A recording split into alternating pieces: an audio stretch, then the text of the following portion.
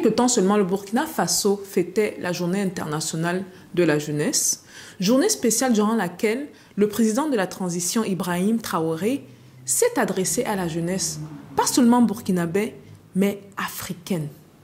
Avant d'entrer même dans le vif du sujet, écoutons ces quelques phrases clés qu'il a eu à prononcer. Il n'y a pas de dignité lorsque nous tendons la main. Et voyez-vous cette nouvelle forme donc de néocolonialisme dont on parle, qui tend donc à ramener notre jeunesse à des mendiants, à des assistés chroniques. Nous nous battons contre cela. Lorsque vous dites à un partenaire qui est prêt peut-être à vous servir de, comment je dis, mobile money, jusqu'à 100 milliards, mais lorsque vous dites à ce même partenaire, non, servez donc à mobile money 20 milliards, et 80 milliards, nous allons faire des projets structurants donc, de production agricole pour les jeunes. Ils ne sont pas d'accord.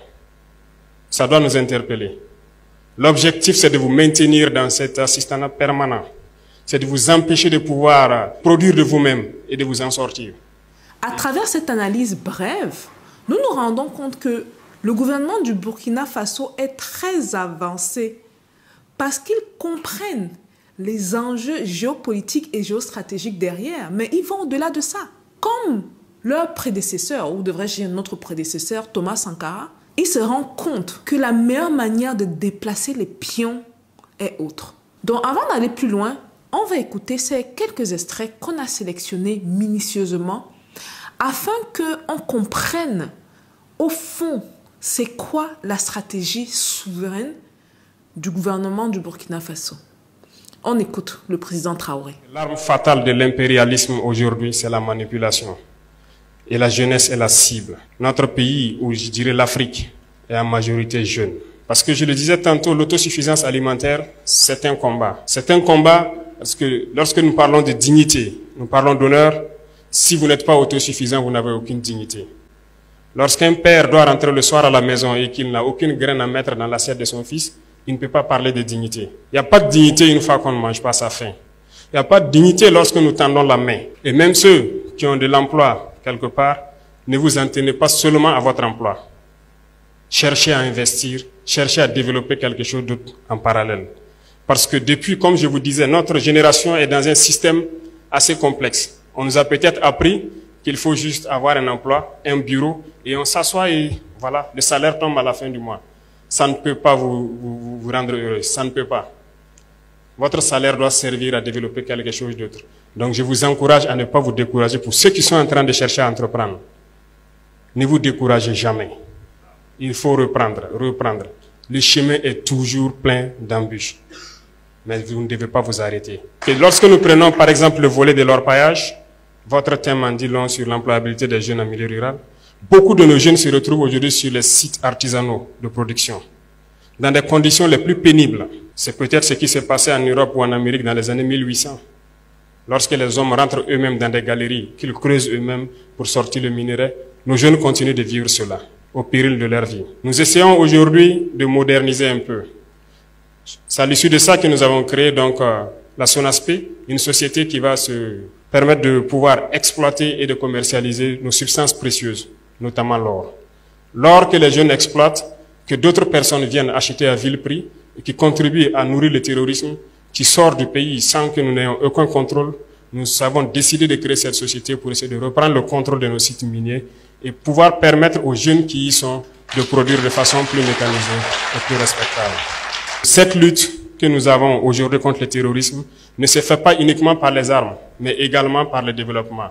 Tant que la jeunesse n'aura pas d'emploi, elle sera toujours tentée d'aller vers là où c'est facile d'avoir de l'argent. L'entrepreneuriat, c'est du risque. Nous avons élagué tout ce qui est fiscalité autour. C'est un message à l'endroit de vous les jeunes. Initiez quelque chose. N'ayez pas peur de risquer. Pas de risque, pas de plaisir.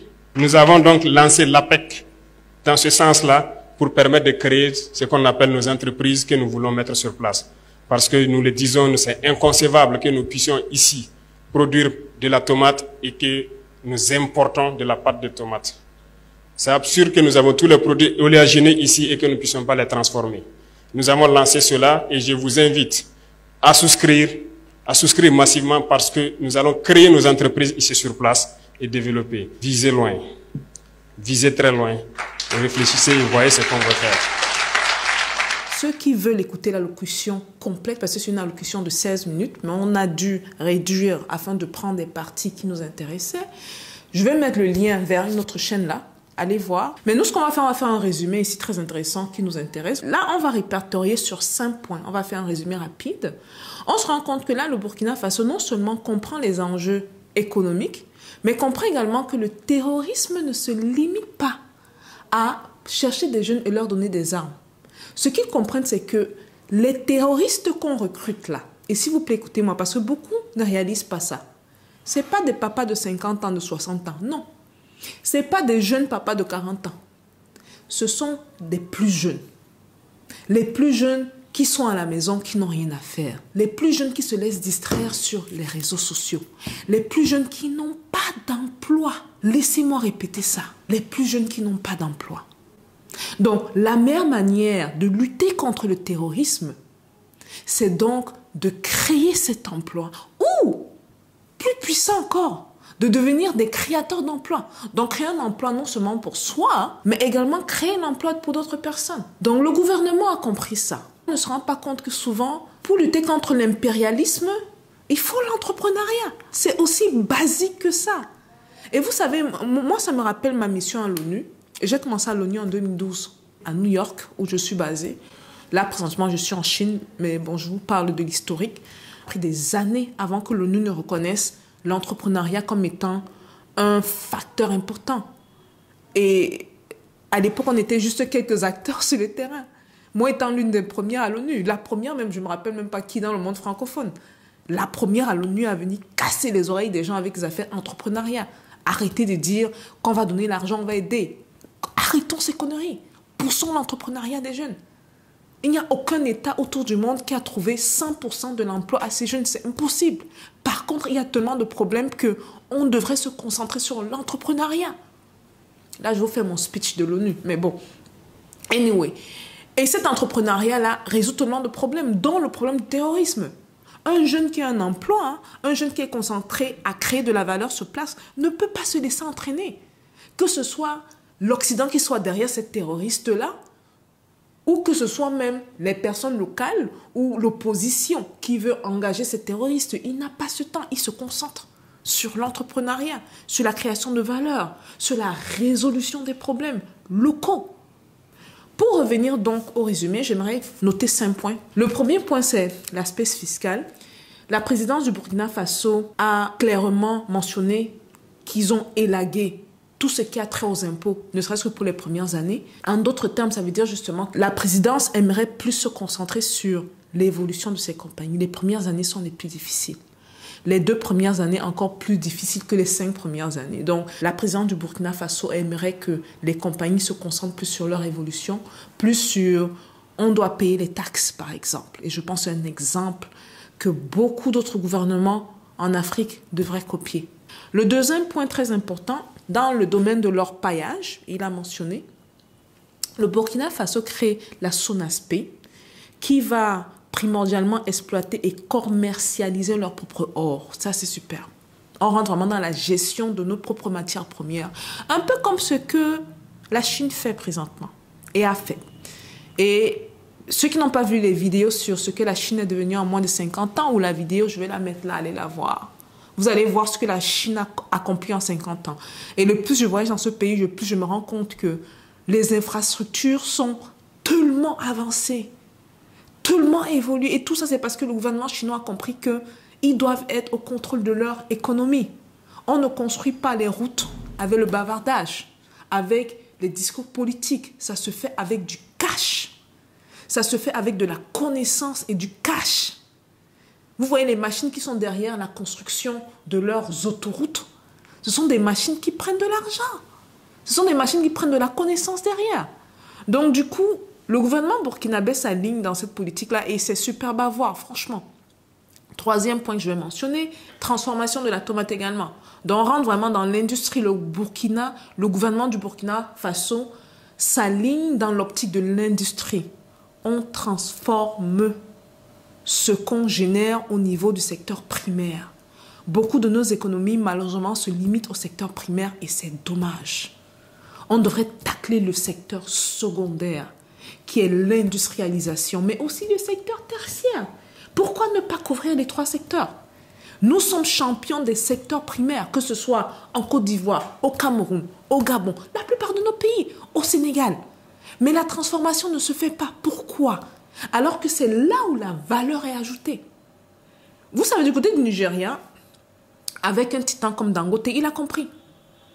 J'ai fait une vidéo où je vous parlais des tonnes de tomates qui pourrissent en Afrique, dont le Nigeria. Dangote a vu ça.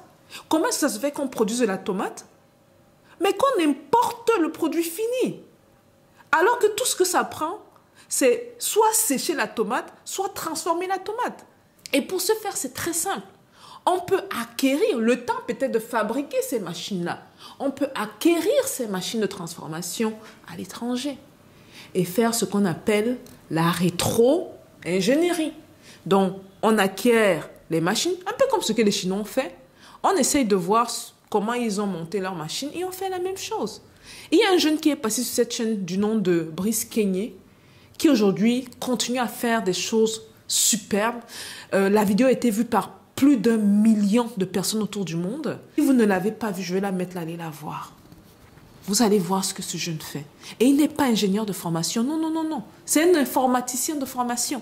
Et il fait des machines industrielles. Et il n'y a rien de mieux.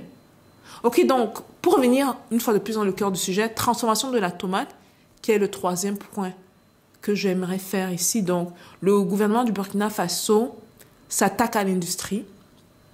Encore quelque chose à saluer et à suivre, parce que c'est un très bon exemple. Mais également, on va faire le 4e point rapidement. Il a parlé de la nomination de jeunes pour les régions du Burkina Faso. Ça, c'est très important, d'impliquer les jeunes. Je trouve anormal que des personnes dans la cinquantaine, soixantaine, 70, 80 ans et plus parlent des problèmes des jeunes et qu'on n'a pas les jeunes à la table. Je trouve ça dichotomique. C'est un peu comme ce que je vois parfois dans les rassemblements prestigieux où je vais, que ce soit à l'ONU, à la Banque mondiale, toujours du côté des États-Unis, où on vient parler des problèmes de l'Afrique et il n'y a pas d'Africains sur la table. Je trouve ça ridicule. On parle des problèmes des jeunes, il n'y a pas de jeunes sur la table. Ministère de la Jeunesse, combien de jeunes y a-t-il? Et quand je parle de jeunes, s'il vous plaît, ne me ramenez pas, je ne dis pas que ceux qui sont dans la cinquantaine, soixantaine ne sont pas à tout prix jeunes. C'est vrai que l'âge n'a pratiquement rien à voir. Mais parlez-moi de ceux qui vivent la situation réelle. On veut les voir sur la table. C'est comme si on parle des femmes et il n'y a pas de femmes sur la table. Ça, c'est également arrivé plusieurs fois. C'est absurde. Vous voyez des hommes vous parler de ce par quoi la femme doit passer lorsqu'elle accouche. Un homme qui n'a aucune idée de c'est quoi, c'est porter la vie ou accoucher. Ça, c'est vraiment une analogie pour que vous compreniez. Maintenant, si on revient dans le milieu panafricain, dans le même temps, on a des instances, on a des rencontres où on parle de l'Afrique sans les Africains. On a des experts qui ne sont pas africains de l'Afrique, qui ont soi-disant vécu en Afrique, mais il n'y a pas d'Africains.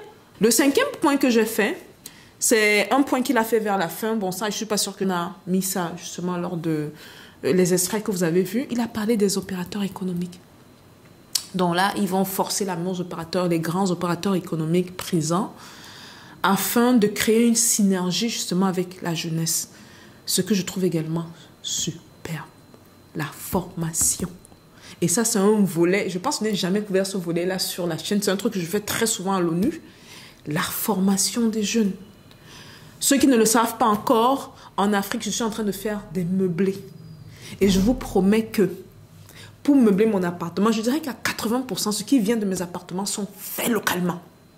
Tous ceux qui me venaient avec des discours de « Oh, c'est importé, c'est italien, c'est français », je les mettais à la porte, je les classais. Ça, c'est une réalité. Maintenant, l'autre réalité dont on ne parle pas, c'est que quand on veut donner le marché aux jeunes, localement, est-ce qu'ils ont l'expertise requise pour compétir avec la qualité occidentale? Très souvent, non.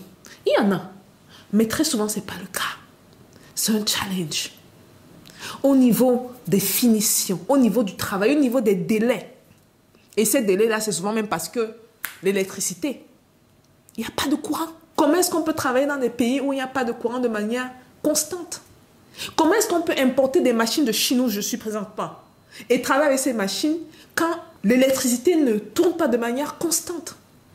Il y a trop de challenges, énormément de challenges. Je viens ici tirer mon chapeau au gouvernement burkinabé, qui est une inspiration aux autres gouvernements, qui franchement est sur la voie du développement parce que très souvent on va parler de politique et on a tendance à écarter l'économie. L'un va avec l'autre.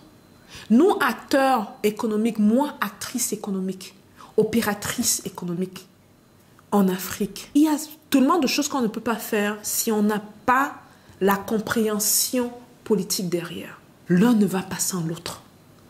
Les acteurs économiques peuvent faire des choses folles et avancer drastiquement si le gouvernement comprend l'importance de l'économie. Si le gouvernement comprend que l'économie, c'est l'ossature d'une société. Sans économie, un peuple tombe. Sans économie, un peuple est facilement manipulable. La preuve, il y a plusieurs pays où l'économie est détenue par d'autres. Ils sont facilement manipulables. Un État souverain, c'est un État qui comprend l'importance de l'économie. Je tire ici mon chapeau à ces États-là qui ont compris l'importance de l'économie et qui mettent justement les initiatives en place pour pousser l'industrie, pour pousser l'évolution du pays dans ce sens. Voilà, donc dites-moi ce que vous pensez du discours du président Traoré et si l'entrepreneuriat devrait vraiment être au cœur de certaines initiatives, voire même la plupart des initiatives des gouvernements en Afrique. Arrêtons d'attendre les sauveurs. Nous sommes les sauveurs que nous attendons, comme j'aime bien le dire. Je vous attends dans les commentaires, ok? Peace out.